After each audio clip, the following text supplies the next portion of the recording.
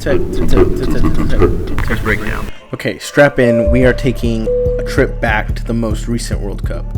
And I'm not talking about the one that Messi won with Argentina. I'm talking about the 2023 Women's World Cup that took place in Australia and New Zealand in the summer. Well, technically, it was winter for all of Australia and New Zealand.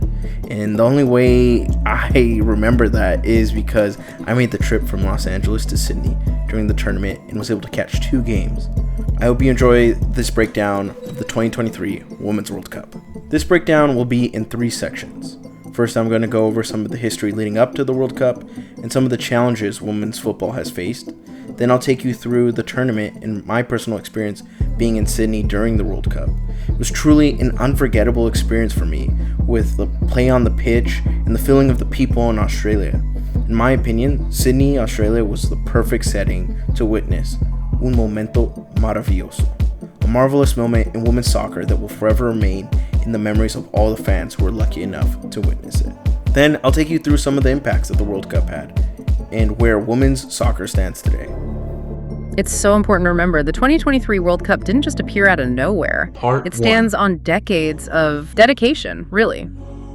On the 5th of December 1921, the English Football Association banned women's football matches from taking place on fields owned by clubs associated with the FA.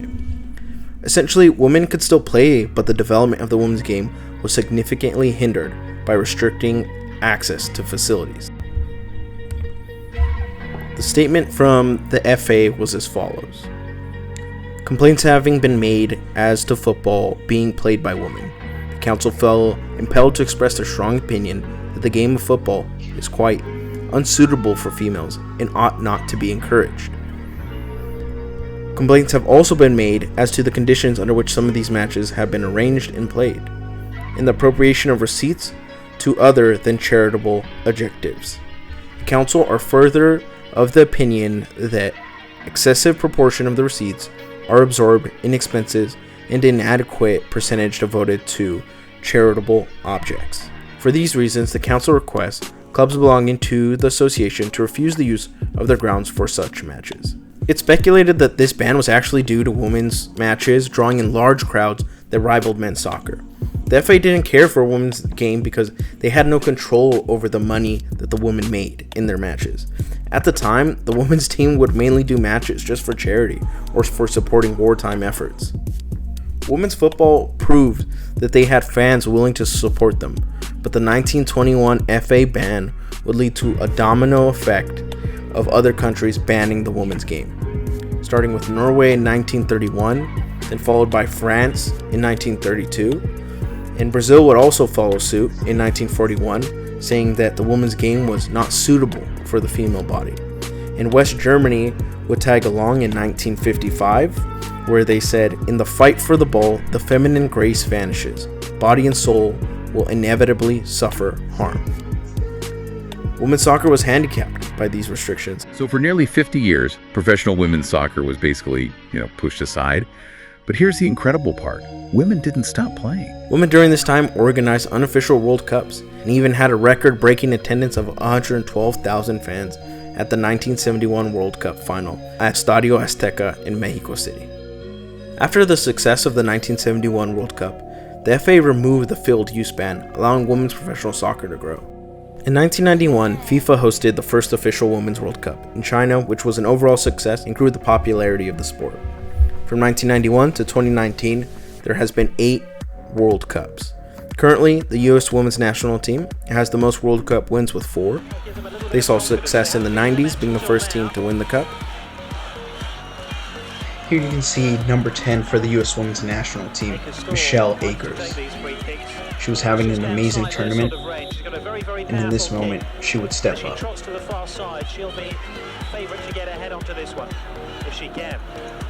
The ball was swung in, and Akers would seal a win for the United States women's national team and make herself a legend. The competition's leading goal scorer makes it Norway 0, the United States 1, and it's Michelle Akers who scores for the USA. Stora got nowhere near her. trotted away into the penalty area. And again in 1999 after they won the World Cup in the Rose Bowl Stadium in Pasadena, California. The success of the 1999 World Cup is often cited as a momentous moment. It was insanity. Obviously, the picture of the sports bra itself, not a thought went through my head. Did you think about it before? Absolutely not. U.S. women's national team would later see a resurgence of success in the 2010s with wins in 2015 and 2019. Germany would also dominate at the World Cup, being World Cup champions in 2003 and 2007. The Norway women's national team also wrote their name in history books by winning the 1995 World Cup, when they became the only World Cup champion Norway has ever seen. The Japanese women's team would also recreate the same magic and live out the blue lock plot at the 2011 tournament. As women's soccer continued to grow, 3 leagues began to rise above the rest. The current top flight women's league in England, Women's Super League, aka WSL, was launched in 2011 and became fully professional in 2018. Across the Atlantic in the United States, a new women's soccer league was formed under the National Women's Soccer League, also known as NWSL. It was founded in 2012 and started play in 2013. Back in Europe, there was a late bloomer in Liga F, which was founded in 1988 but did not introduce professional contracts until 2021. The delay on professional contracts slowed the growth of the league and Spanish women's soccer, but the year that players were given professional contracts, Barcelona would win the Champions League. It's also important to note the Barcelona women's team were Champions League runners-up in 2022 and champions again in 2023. Barcelona would become champions for the second time about a month and a half before the 2023 Women's World Cup. Part 2. The 2023 World Cup was kicked off on July 20th in New Zealand, Australia.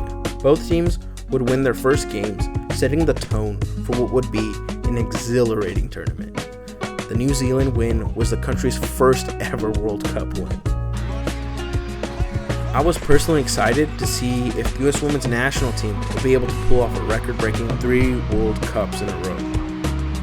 There were returning veteran talents to the team like ruthless striker Alex Morgan and the engine in the middle of the park, Megan Rapinoe, ready for their last dance at the World Cup. There was also new stars ready to take center stage, such as Sophia Smith, who was lighting up the NWSL with goals, and Trinity Rodman with pace and tenacity to put fear into the eyes of her opponents.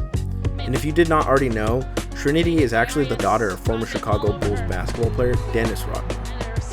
I know she herself will tell you that her dad was not a big part of her soccer journey, but I swear her winning mentality on the pitch mirrors her father's passion when he played. The hype was there for the USWN team, and I made sure to catch all their games just in case I had a chance to catch them playing in Australia.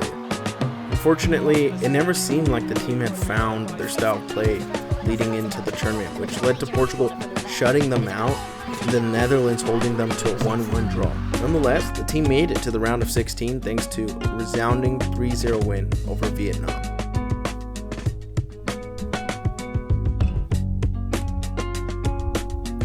In the round of 16, Sweden and the U.S. women's national team played out a tense game that saw many almost goals, but neither team would be able to put the ball in the back of the net. I was watching this game live in Los Angeles with the kickoff at 2 a.m. I'm not gonna lie, there were moments where I had one eye open watching the game, but the moment I was wide awake for was the tense penalty shootout. Even though it was a tense game with a crazy penalty shootout, it would not be enough for the U.S. women's national team. I ended up taking my flight from Los Angeles to Sydney a few days later. Sad that the U.S. women's national team was out, but I was excited to witness the magic the tournament still had in store. The tournament would not disappoint. I was able to see incredible talent from Colombian players such as Linda Caicedo and Ana Guzman, and Spain was tearing through every single opponent in their group stage. Creative 2-time Ballon d'Or winning midfielder Alexia Putellas and proven goal scorer Aitana Bonmatí. Bonmatí would actually go on to win the 2023 and 2024 Ballon d'Or. Putellas and Bonmatí were key to Barcelona winning the Champions League in 2021 and much of the continued success of Barcelona's femenil team was built by the magic these two players created on the pitch. The other Barcelona player on the team that has to be mentioned is the youngest player that Spain brought to the tournament, 19-year-old Barcelona player Salma Paraguayo. She was quickly proving herself to be one of the best footballers in Europe. The Spanish team definitely had plenty of young talent, but what made them great was the fact that they also had the experience of veterans like the clinical striker and all-time best goal scorer in La Liga F, Jenny Hermoso. Now, I cannot move on from talking about the Spanish roster without mentioning the young, talented left back, Olga Carmona. She would experience one of the most magical, bittersweet moments in all of sports history during the tournament. The last team I want to discuss is Australia, also known as the Matildas, and their record-breaking run that captivated the minds of all Aussies watching. The Australia women's team has a strong following that only grew stronger as they went further in the tournament. The fan base that they have is very unique to Australia. As the Matildas progressed in the tournament, the sentiment in Sydney was one of belief that Australia could just win it all. I mean, it didn't sound like that crazy of a belief with the prolific goal scorers Sam Kerr on their team. The Matildas waltzed by the opposition to the music of chanting supporters, all the way to a sold-out semi-final with 75,000 fans. Stadium Australia was jam-packed with optimistic fans, but this optimism would falter when English player Ella Toone put one in the back of the net at the 36th minute. The press of the English team appeared to be too strong for the Matildas, but the fans remained hopeful that a miracle would happen. At the 63rd minute, that miracle would happen in a goal by Australia's talismanic player, Sam Kerr. She had scored many goals before with both Chelsea and Australia, but this goal was poetry in motion and sent the crowd roaring back into life. Unfortunately, Sam Kerr's rallying goal would not be enough for Australia. On the other side of the bracket, Spain played a tense game against the Netherlands in the quarterfinals. The score would remain at 1-1 at full time, and the deadlock would finally be broken up by Spanish player Salma Paraguayo. In the semifinals, they would face Sweden in a game that saved all the action until the end. Salma Paraguayo would open up the goal scoring at the 81st minute via a deflected pass from Jenny Hermoso. Then, in the 88th minute, Spain would be caught off guard by a goal by Rebecca Blomqvist drilled in the back of the net. Spain wouldn't take long for a response. In the 89th minute, they would send in a close corner to Olga Carmona. At the edge of the box, she would give a strike to send Spain moving forward, an absolute banger of a goal. The final was set, England versus Spain. The game was nail-biting, with Spain retaining most of the possession and the larger amount of passes completed. The game would be split when Olga Carmona made a determined run down the left wing, followed by a well-placed first touch shot that rolled in just out of the reach of the keeper. The goal that Olga scored was historic, but the events that unfolded cemented this moment as one of the wildest stories in sports history. After the game was finished, Olga Carmona and the world would find out that her father had passed before the game. Her family did not want to tell her about her father's passing out of fear that would impact her play.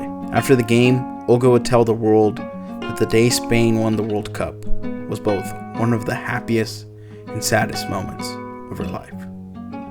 Es muy especial para toda España, pero también tiene una parte que es complicada para mí. Que ayer fue un día de muchas emociones. Por momentos fue el mejor día de mi vida. Luego se convirtió en el peor. She would say in several interviews that her father was a star in the sky shining down on her so she could score the winning goal for Spain. I don't think I could have imagined a more dramatic way to close the tournament. The world's game showcased the polar opposites of life. At one moment, Olga had achieved the highest soccer achievement possible. In the next, she was heartbroken by the news of losing her father. Learning of moments like this is what has made me so passionate about watching football and keeps me watching. Y para Olga, I know your dad is proud and was smiling above the moment he saw his daughter win a World Cup. Para España. Part 3. The 2023 Women's World Cup was a success and even broke live TV records. Australia saw a large increase in youth girls enrolling in football teams. There was actually more girls enrolled than there were spots on teams.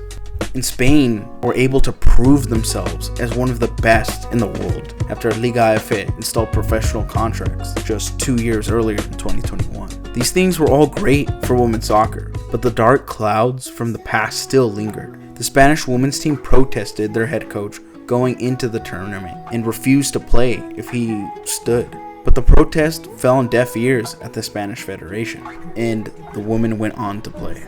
The Spanish Federation, unprofessionalism was then put on full display when the Spanish Football Federation president Luis Rubiales unconsensually kissed player Jenny Hermoso during the World Cup award ceremony. The incident showed that the days of banning women's football were not that far behind. Women's players continued to shine on the field, but they were not given the respect that they deserved from organized football bodies. Jenny Hermoso would bravely take legal action against Rubiales. She could have tried to hide from the moment, but she allowed herself to be vulnerable so other players would not have to go through the same thing. She even describes the ordeal as having tainted one of the happiest days of my life.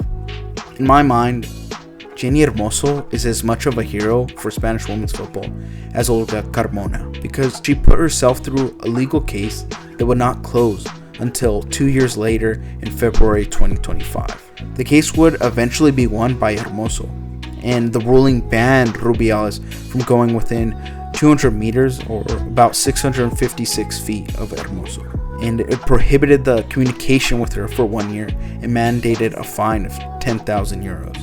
FIFA, coincidingly, banned Rubiales from any football activity for 3 years. To me, it's great to see some repercussions for his action and know that he was not able to just do these things without any consequences. The women's game is definitely still facing challenges with the way the sport is viewed, but the thing that remains unchanged is the undeniable talent of the players. In recent years, the talent of women's soccer has seemed to only improve, and I get this feeling that the sky is the limit for women's soccer if they are given the platform to continue playing. Thank you for tuning in. I truly appreciate all the support. Please subscribe and drop a like. It helps out a bunch. And I am super excited to share this story with you. It's one that's not often talked about by the public eye or by soccer fans, but I think it's important. And thank you so much for watching, and I hope to see you in the next.